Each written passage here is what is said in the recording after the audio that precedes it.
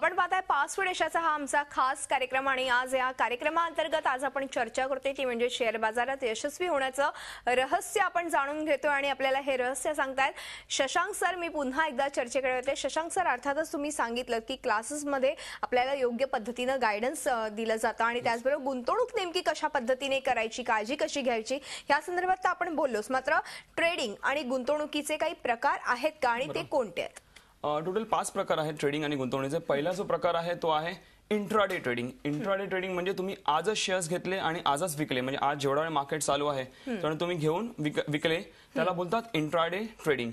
दुसरा जो प्रकार आहे तो आहे पोझिशनल ट्रेडिंग. म्हणजे तुम्ही आज शेअर्स विकत घेतले आणि 1 किंवा 2 दिवसामध्ये तुम्ही ते विकून टाकले. म्हणजे तुम्ही पोझिशन घेऊन बसला, जसे तुम्हाला प्रॉफिट भेटतं तुम्ही ते शेअर्स विकून टाकता. हे आहे पोझिशनल ट्रेडिंग. थर्ड जो प्रकार आहे तो आहे स्विंग ट्रेड. स्विंग ट्रेड थोडं डिफरंट आहे, थोडं वेगळं आहे. म्हणजे तुम्ही आज शेअर्स विकत घेतले आणि पुढचे 4-5 दिवस, 5-1 दिवस म्हणजे एक किमान आठवडाभर, कारण 5 दिवसच मार्केट चालू असतं out of the whole week, तर त्या दिवसामध्ये तुम्ही ते शेअर्स विकून टाकता. जसं तुम्हाला प्रॉफिट भेटतं तुम्ही विकता आणि तुमचा पोर्टफोलिओ तुम्ही स्विंग करत असता. एका कंपनीमध्ये दुसऱ्या कंपनीत तुम्ही तुमचा पोर्टफोलिओ स्विंग करता जसं तुम्हाला प्रॉफिट भेटत जाईल तसं. आणि थर्ड जो प्रकार आहे तो आहे short term investment, not trading. That is below 1 year. म्हणजे तुम्ही 1 महिने, 2 महिने, 5 महिने, 11 महिने, 12 महिन्याच्या आतमध्ये तुम्ही जेवढे इन्व्हेस्टमेंट्स करता आणि एका वर्षाच्या तुम्ही जेवढे इन्व्हेस्टमेंट्स घेऊन विकता त्याला बोलतात शॉर्ट टर्म इन्व्हेस्टमेंट्स. आणि लास्टचा जो प्रकार आहे तो आहे long term investments. Long term म्हणजे अबाव 1 इयर, 1 वर्षाच्या वर तुम्ही कितीही वर्ष, म्हणजे तुम्ही 10 वर्ष, 50 वर्ष, तुमच्या येणाऱ्या कितीही जनरेशनसाठी तुम्ही ते शेअर ठेवू शकता, त्याच्यासाठी काही व्हॅलिडिटी नाहीये. तर हे होतात लॉंग टर्म इन्व्हेस्टमेंट. असे टोटल 5 प्रकार आहेत. अर्थातच हे 5 प्रकार तुम्ही सांगितले आणि या 5 प्रकारांचे वेगवेगळे फायदे देखील असणार आहेत. मग सगळ्यात जास्त चांगला फायदा कुठल्या ट्रेडिंग मध्ये मिळतो? सर्वात जास्ती फायदा हे 3 प्रकारच्या ट्रेडिंग मध्ये भेटतं: इंट्राडे, पोझिशनल आणि directly long term investments. Swing trading आणि शॉर्ट टर्म इन्व्हेस्टमेंट्स का नाही करावे ह्याच्याबद्दल आधी बोलणार, त्यानंतर मी बोलेन का करावं ते. स्विंग ट्रेडिंग का नाही करावं? जर आज तुम्ही ट्रेडिंग करता आहात, ट्रेडिंग म्हणजे तुम्ही ट्रेडिंग करताना कंपनीचे इमोशन्स विकत घेता. म्हणजे जे फ्लक्च्युएशन होतं शेअर्समध्ये, डिमांड अँड सप्लायच्या मुळे जे फ्लक्च्युएशन होतं किंवा जे न्यूजमुळे जे शेअर्स वरखाली होतात आणि इमोशनली ते वरखाली होतात, त्याचा तुम्ही फायदा उचलून तुम्ही त्याच्यामध्ये पैसे कमवायचा प्रयत्न करता. जर तुम्ही स्विंग ट्रेडिंग करताय, 4-5 दिवस ठेवलेत आणि त्या 4-5 दिवसांनी अचानक कुठली मोठी न्यूज आली तर ते तुमचा प्रॉफिट पूर्ण घेऊन जाऊ शकतं. त्यामुळे तुम्हाला ट्रेडिंग मध्येच फायदा उचलायचा तर तुम्ही आजच्या आज घ्या, शेअर विका किंवा 1-2 दिवस ठेवा, मॅक्झिमम विकून टाका, तर तुम्ही दरवेळेस प्रॉफिटमध्ये राहाल. म्हणून तुम्ही स्विंग ट्रेडिंग करू नये, फक्त शॉर्ट इंट्राडे आणि पोझिशनल ट्रेडिंग करावं आणि शॉर्ट टर्म ट्रेडिंग करू नये. का? कारण आज समजा आपण जेव्हा पैसे गुंतवतो, शॉर्ट टर्म म्हणजे साधारणतः काही महिन्यांसाठी, येस, काही महिन्यांसाठी. आज जेव्हा आपण कंपनीमध्ये पैसे गुंतवतो म्हणजे आपण काय करतो, आपण कंपनीच्या मालकाला व्यवसाय करण्यासाठी आणि तो बिझनेस करण्यासाठी आपण त्यांना पैसे देतो, राईट? आज जर कोणाचाही व्यवसाय असो, एक सामान्य व्यक्तीचा व्यवसाय असेल, आज मी त्याला समजा 1 लाख रुपये दिले आणि त्याला म्हटलं की बाबा तू व्यवसाय कर, आणि त्याच्याकडे 5-6 महिन्यात मी पैसे काढून घेतले, तर तो त्या 5-6 महिन्यामध्ये व्यवसाय नाही करू शकत. कारण एका व्यवसायाचा ब्रेक इव्हन यायलाच 6 महिने जातात.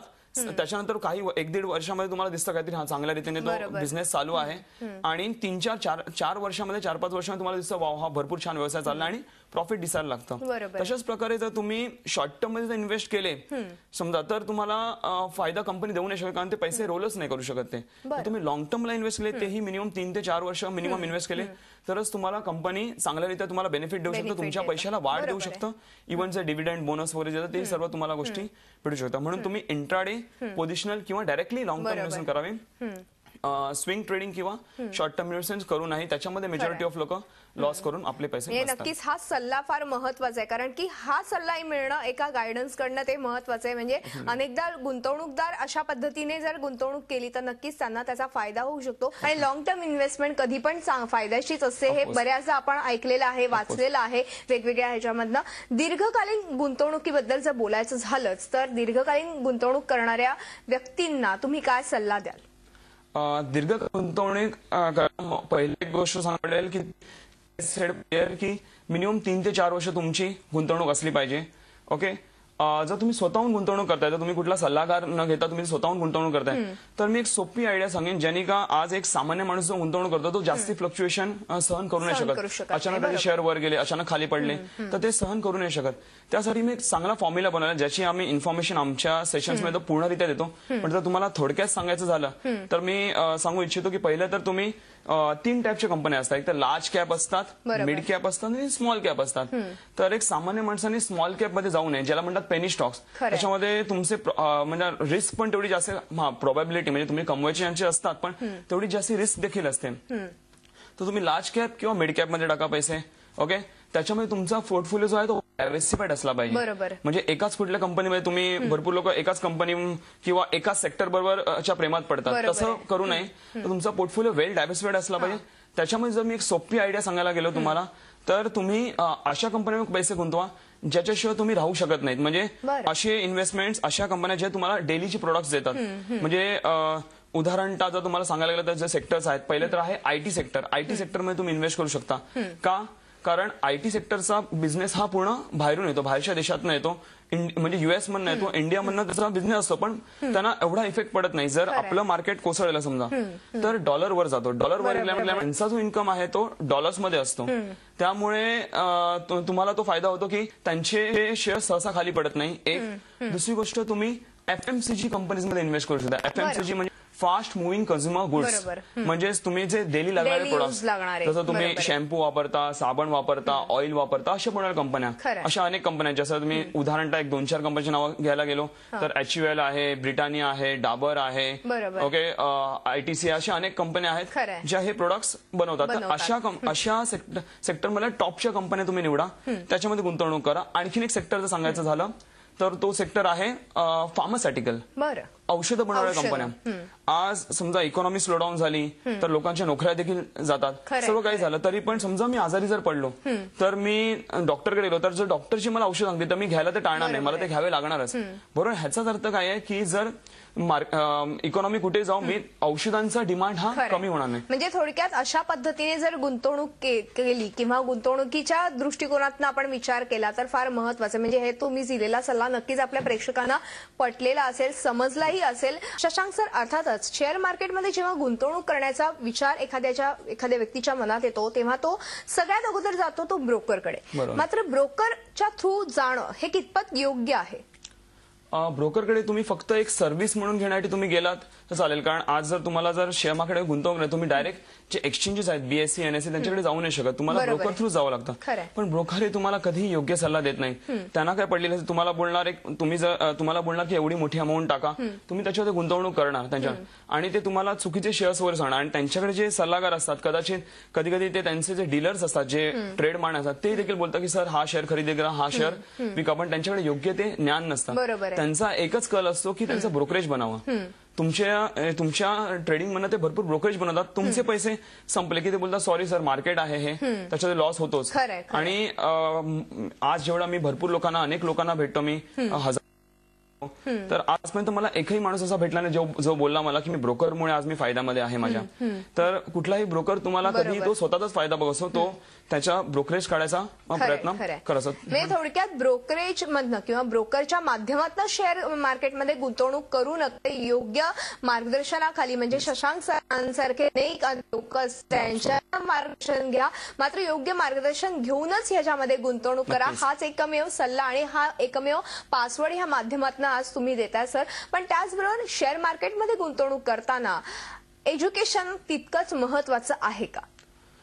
तुम्हाला बेसिक एज्युकेशन, जे अकॅडमिक एज्युकेशन बेसिक असेल तरी चालेल, नसेल तरी चालेल. आज मुंबईमध्ये तर मोस्टली सगळे लोक एज्युकेटेड असतात, पण माझ्याकडे अशी लोक आहेत, गावगावचे शेतकरी लोक देखील माझ्याकडे शिकून गेलेले आहेत, ज्यांना कम्प्युटर देखील चालवता येत नव्हतं. आज ती लोक, त्यांना आम्ही स्वतःहून कम्प्युटर कसं चालवावं ते देखील शिकवलं, आणि ते सोप्या रीतीने ते शेअर मार्केटमध्ये आज ट्रेडिंग आणि गुंतवणूक करतात. फक्त काय, भले तुमच्याकडे अकॅडमिक एज्युकेशन नसेल चालेल, पण तुम्हाला योग्य मार्गदर्शन, म्हणजे शेअर मार्केटचं प्रॉपर ज्ञान असलं पाहिजे. ते तुम्हाला 0 पासून तुम्ही प्रॉपर ते घेतलं पाहिजे एका प्रॉपर सल्लागार करणार. तर बरोबर. आणि तुमच्या या कन्सल्टन्सीमध्ये हे सगळं मार्गदर्शन मिळतच असतं. आपले क्लासेस, प्रशिक्षण वर्ग नेहमीच होत असतात. आपले नंबर्सही इथे डिस्प्ले झालेले आहेत स्क्रीनवरती. आणि एक शेवटचा आणि महत्वाचा प्रश्न म्हणजे शेअर मार्केट म्हणजे चढ-उतार हे समीकरण आहे. मग जेव्हा आपण शेअर मार्केट डाऊन असतं तेव्हा एखादा शेअर विकणं हे योग्य नाहीये. मात्र जेव्हा मार्केट अप होतं तेव्हा लगेच विकणं हे योग्य आहे का?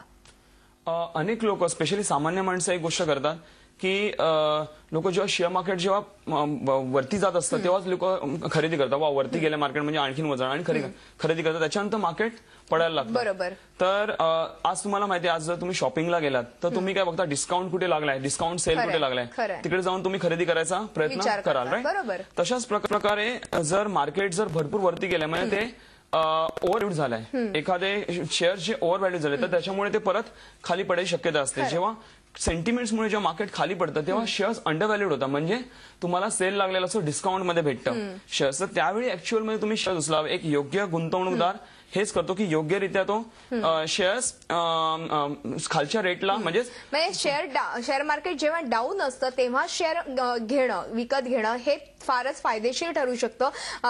हेच ह्याच्यातून सिद्ध होतंय सर. अर्थातच वेळ संपल्यामुळे आज आपल्याला इथेच थांबावं लागतंय. मात्र तुम्ही शेअर मार्केटमध्ये कसं सक्सेसफुल व्हायचं आणि काय काळजी घ्यायची आणि एकूणच या संदर्भातल्या सगळ्या गैरसमज आपल्या प्रेक्षकांचे दूर केलेले आहेत. एक पासवर्ड तुम्ही शोधून दिलेला आहे त्यांना.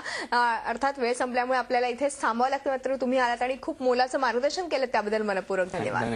तेव्हा पासवर्ड यशाचा ह्या खास कार्यक्रमात आज आपण इथेच थांबतो. तुम्ही पाहत राहा झी 24 तास, रहा एक पाऊल पुढे. झी 24 तास, रहा एक पाऊल पुढे.